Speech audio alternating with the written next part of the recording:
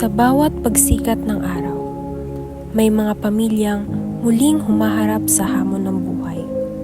Kulang sa pagkain, limitado ang akses sa serbisyong pangkalusugan, at kapos sa oportunidad. Ang mga mangyan taga-bukid ay naninirahan sa bulubunduking bahagi ng Cebu. Dahil sa kanilang lokasyon, nahihirapan silang makipag-access sa health center or hospital. Kadalasan, kailangan nilang maglakad ng ilang oras para lamang makapagpatingin sa doktor. Dahil dito, maraming sakit ang hindi agad nagagamot. Dalawang mga residente ng Barangay Panangkalan na parte din ng Sibuyan Mangyan Taga-Bukid community ang aming nakausap at tinanong namin ang kanilang kalagayan hinggil sa serbisyong pangmedikal at sa kalusugan. Isa sa na-interview at nakausap namin ay si Ate Manilyn na naabutan naming naglalaba. May sapat man po ba ka mo na ginakaon sa pangadaw-adaw to? Ito man. Ano man po ang mga nakakabakay man po kamo sa banwa? Bakay mo. Yaman diri bayak yan. Saban mo man Japon. Eh may mga natatanggap man po ba ka mo na relief goods gahalin sa halin sa gobyerno po? Ya. Hindi ano lang pag may bagyo ka. Pero pag magpangayo kagid man na igagid na itaw sa imo. Kamusta man po kamo diri po? Nakaka-access po ba kamo sa mga sa serbisyong pang-medical na galing po sa gobyerno? Sa center lang. Sa center lang po. So ano man po yung pamumuhay niyo po? Anong klase pamumuhay po ang meron po kayo dito po? Anong klase pangabuhi po? Ano pong nandun trabaho po? Ano pong nandun ikakabuhi? Ako ay ako trabaho pero ang asawa ko igwa. Ano po? Ano trabaho te? Welding at dito sa simbahan. So, halimbawa po, kapag nagkakasakit po ng mga kaungan po, paano po na paraan po na hindi po sa center po ba or may ginagawa po kami, nagamit po ba kami ng mga herbal medicines, parang gano'n? Gamit kami. Ano pang halimbawa po? Sa ubo, sa antong luya nga nilaga. Sunod at huli naming in-interview ay si Ate Nene, isang dalagang babae na umuwi dito sa lugar nila upang magbakasyon kasama ang kaniyang lola. Nakaka-access lang po ba kamo sa healthcare pag kamo nararamdaman ng sakit? Ugwa sa amin diri sa Ate, paano po pag sa indo mga sa pagkaon po? Sapat man po baka mga ginakaon ugwa man pag ugay trabaho pero hindi talaga total.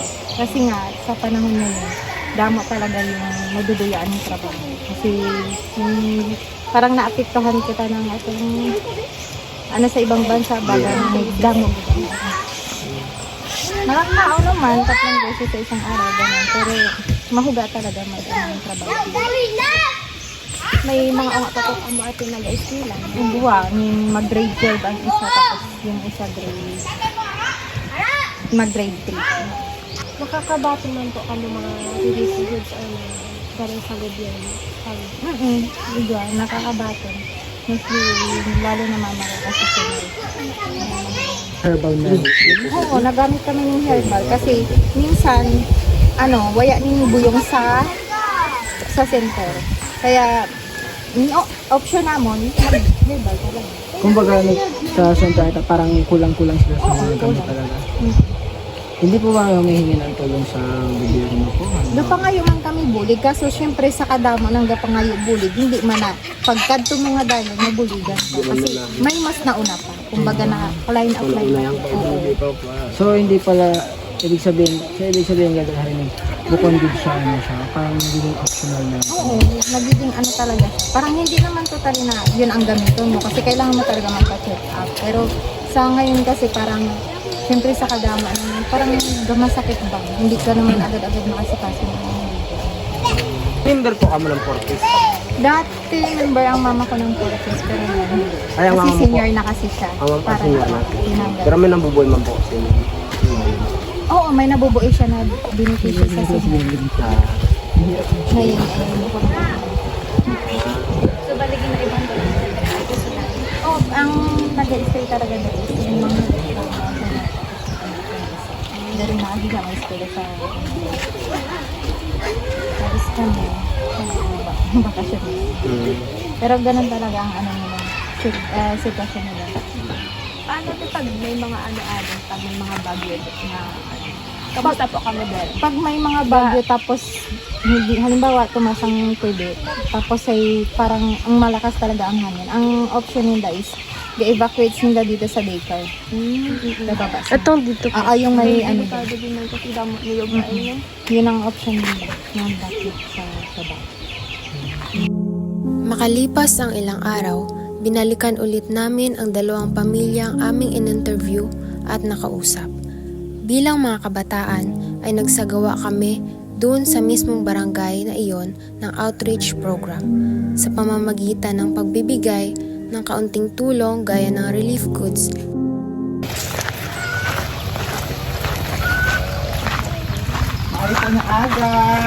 Good morning po. Ayan. Balik po kami kay... Wala po kami nga konting Kinamusta at in-interview ulit namin si Ate Manilyn nung pumunta kami sa kanila para magbigay ng kaunting tulong. Stable man po kido mga buhi diri no. So ano po kido pangunahing ning trabaho diri para ang ginapapagkakitaan. Dito ba? Para Kasi tanong, pag may construction, Sunod na pinuntahan namin at binigyan ng kaunting tulong ay ang pangalawa naming in-interview. Ngunit ang naabutan na lang namin sa kanila ay ang kaniyang lola.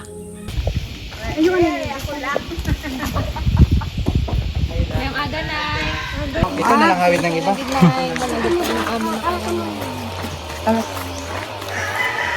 Pasensya gid po mo lang.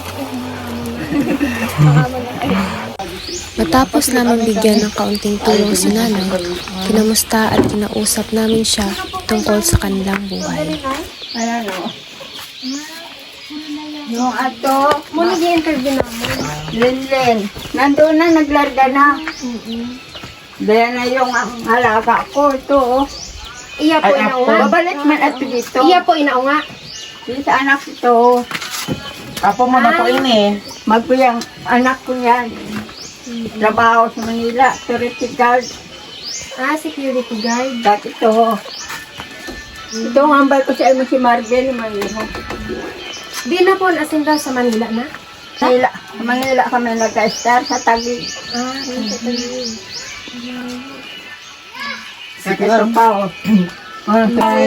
Sige po. Aman kabis Sabi na lang kami na, ipasensya na din po.